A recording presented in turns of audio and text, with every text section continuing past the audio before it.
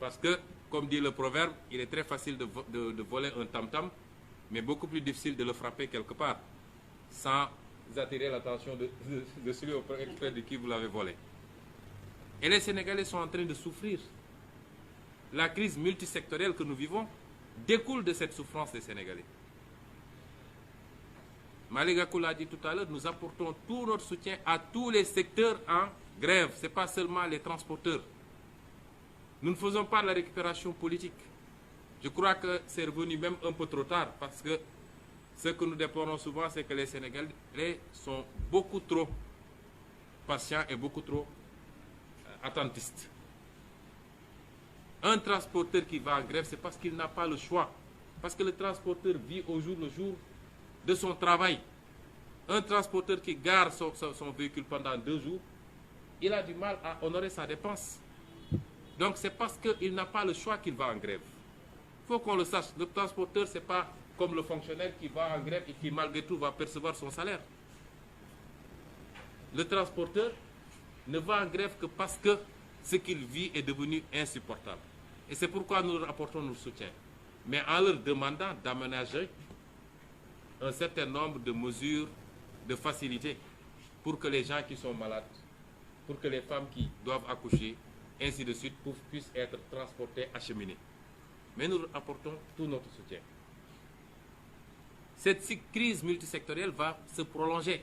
Je l'avais dit, pour les 5 ans, les 3 ans, les Sénégalais ont souffert. Ça risque d'être pire encore les 2 ans à venir. Parce qu'au plan mondial, avec l'augmentation du prix des hydrocarbures et du fret mondial, nous allons vers une crise du commerce mondial.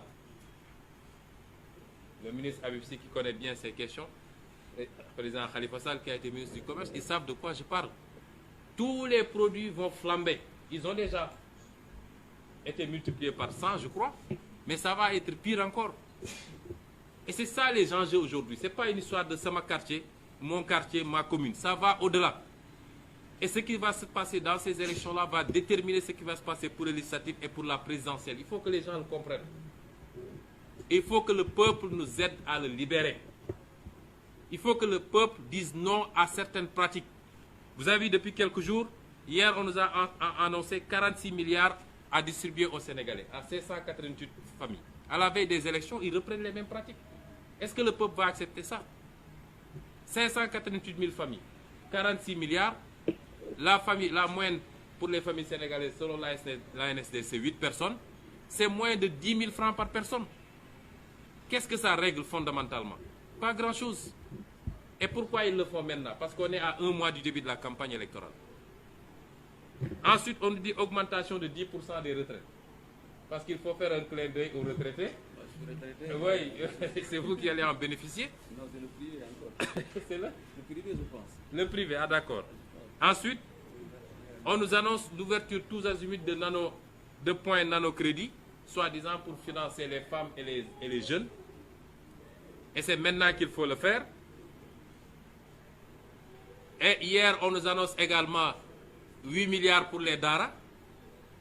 Il faut amadouer ce secteur, puisqu'il y a pas mal de malentendus.